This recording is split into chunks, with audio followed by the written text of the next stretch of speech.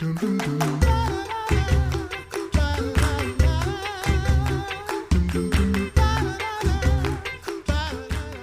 back to the Coffee Hour. I'm Andy Bates. I'm Sarah Gulseth. Today we get to talk about the team, the athletics team that has been persisting through COVID. Oh man, I'm even making noise because I'm so excited about this. I'm so excited about this. As we head to Concordia University, Wisconsin, joining us today, Coach Lewis Smith. He's the coach for esports at Concordia University, Wisconsin. Coach Smith, thanks so much for being our guest on the Coffee Hour.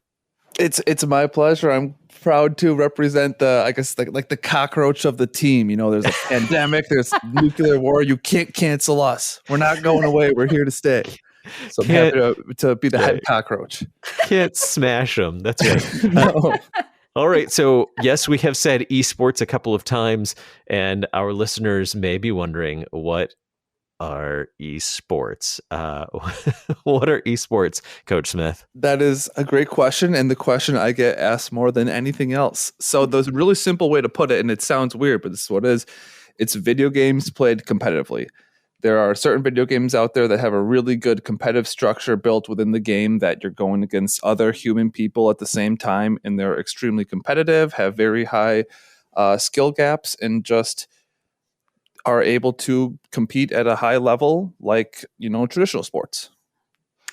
So can you share an example or two of this? I think my only experience, and I remember like Duck Hunt, but that's about the extent of my experience. No, it is funny you say that, because the thing that I think people struggle with so much is I say competitive video games, and they're like, how do you play Super Mario competitively? Like, there's games like Duck Hunt where you're just like playing by yourself against computers. That's not esports. These are games like Call of Duty, for example. I have a Call of Duty team in a national league. We had 2 matches against 2 other universities on Monday. It's 4 versus 4. We join in the same lobby, and we do a best of 5 series with 3 different game modes.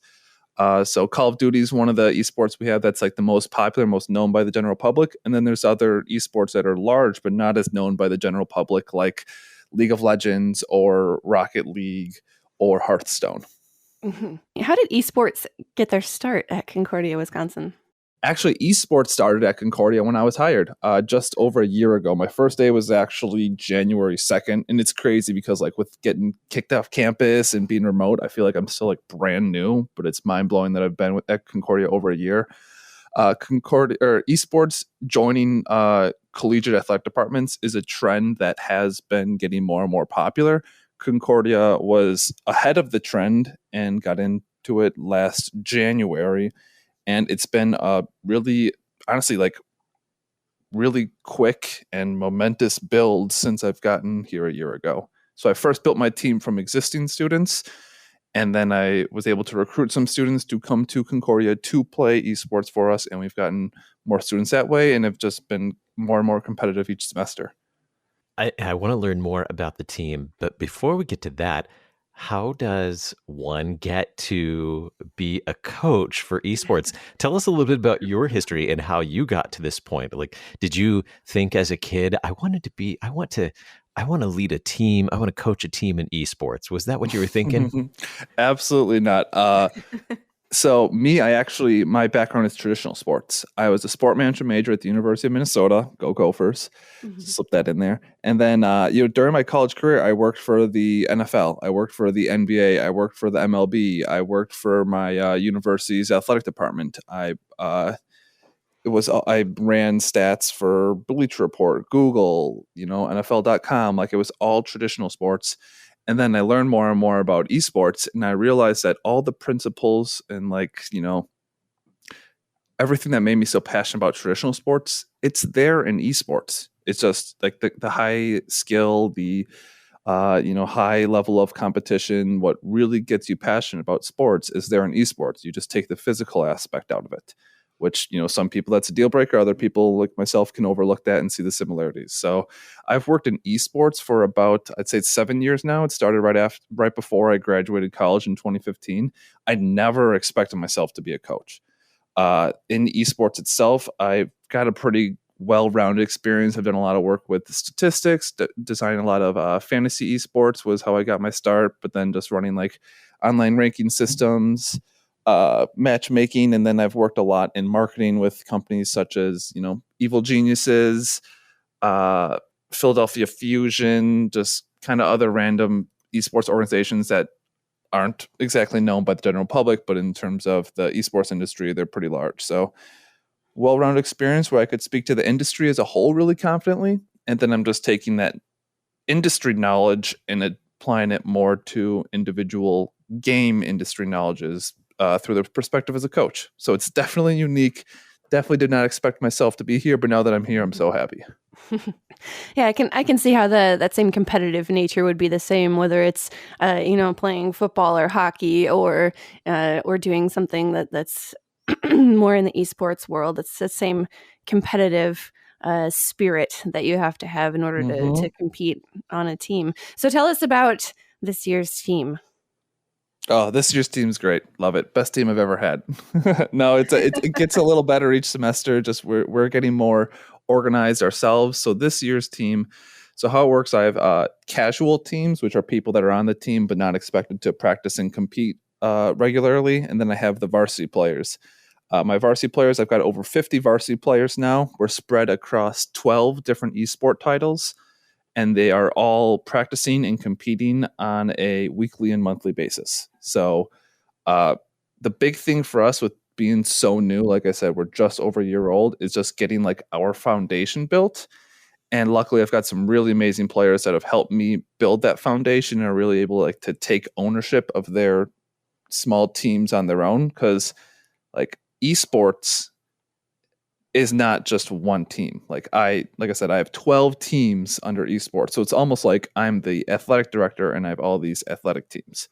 It's just the esports version of it. So we're pretty widespread. Call of Duty is top 20 team in the nation right now. So we had a really nice start to our season on Monday. And then I have a ton of different teams with their league starting in the next 2 weeks. How do you train? How do the students train for these competitions? Yeah, it's like I said, it's really a lot more similar to what traditional athletes, people who are a fan of traditional sports, are used to. We do a lot of film review, and then we do a lot of practice. Practice is just different, you take the physical aspect of it, and it's like, think of it when you're, everything my like work ethic, my mentality is all built from my history as a football player. And just when you go in practice and you're taking mental reps instead of physical reps, you're talking through strategy, you're watching film, you are trying to scout your opponent. That is all there in esports and all done the exact same way as traditional sports. It's just, when we practice, we're playing on a computer or an Xbox rather than running around on a field. So we've got consistent practice schedules, at least 2 to 3 times a week, which is a combination of just our self-improvement and then scouting our opponent for that week. Do you practice differently for different versions of the sport? I guess that would be an obvious answer. Like what actually goes into these practice sessions with the guys? Yeah, so it is very different for different esports, and then it's also very different for like where our teams are. So I've got like Overwatch team, for example. We have had 2 true matches as a team of 6. So as a group, we're really inexperienced with actually playing each other. So when we're practicing, we are just still trying to learn who we are, play with each other, get used to ourselves, and like figure out our identity. Compared to my Rocket League team, I've had the same 3 as our top trio for 3 semesters now. We know who we are. So now our perspective is much more focused on, okay, who is our opponent? What is our league setup? How can we win rather than how can we just, kind of get our feet under us is what I say to the Overwatch team. Mm-hmm.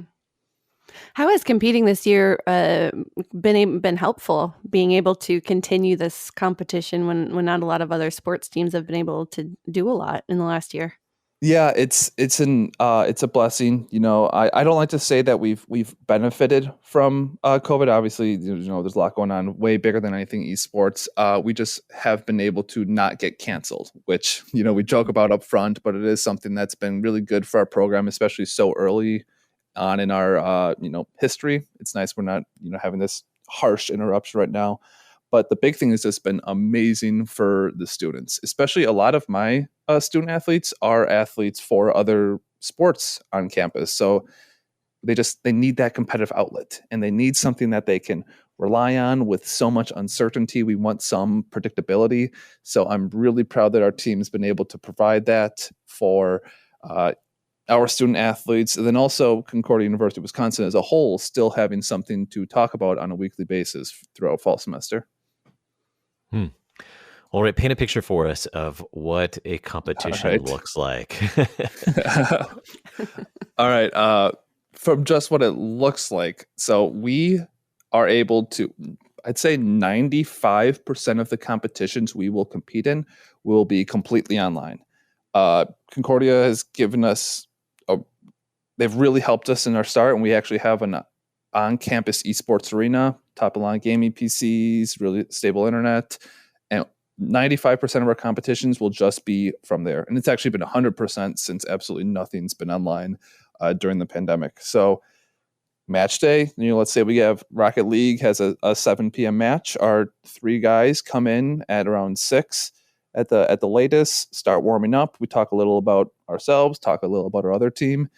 And then 7 o'clock rolls around and we have a contact for the other team. We get in the same online lobby and then we run our series. So it's surprisingly simple for how complex esports can seem. And then once COVID lightens up, or once COVID is disappearing and this whole crazy saga is behind us, we will have some in-person aspects. We can compete 100% online, but it's still nice to get that feeling of, seeing your opponent in person, shaking hands, which just shaking hands just seems like a foreign idea right now. But getting that in-person aspect to competition will come down the road. What about spectators? Can you have spectators at esports? Yeah. So when we have those in-person competitions, there will be spectators. It's going to be really small as a whole, like especially collegiate esports. Pretty much everything is streamed on a website called Twitch. Some people know Twitch extremely well. Some people don't. It's a live streaming website that has just been the TV. It's been the cable network of esports since esports has, really blown up. So all of our events are streamed on our Twitch, which is twitch.tv/CUW esports. Got to slip a little plug in there. And when you're watching our stream, you can see exactly what our players see while they're playing. You can see hear exactly what they're talking about when we're playing. So it's kind of just like standing behind the person participating and looking over its shoulder, which is it's a fun experience. Fascinating. Isn't it? It's so crazy. It really is. Like my job, esports as a whole, getting into the collegiate industry, it is just so, I guess, like foreign compared to everything that's come before. Mm-hmm. But then the more you learn about it, the more you just are like, oh, okay, I get it. And this makes total sense. And you get sold in and you get over the whole stigma of, these guys aren't athletes. These aren't physical sports. And you're past that. And then you just bought in and it's just so enjoyable. CUWFalcons.com. We'll share the link to esports in our program notes today as well. Our guest, Coach Lewis Smith for Concordia University, Wisconsin Esports. Coach Smith, thanks so much for being our guest on the Coffee Hour today. Thank you for having me. You guys have any questions, feel free to reach out. Hopefully this will not be my last appearance on the Coffee Hour. You guys got my contact info now. So I hope to be back on here again. Thanks so much. You've been listening to the Coffee Hour. I'm Andy Bates. I'm Sarah Gulseth. The Coffee Hour with Andy and Sarah is a production of KFUO. To support the Coffee Hour and KFUO Radio, visit KFUO.org. You can also text KFUO to 41444 or send an email to gifts@KFUO.org. And you can call us at 800-844-0524. KFUO. Christ for you, anytime, anywhere.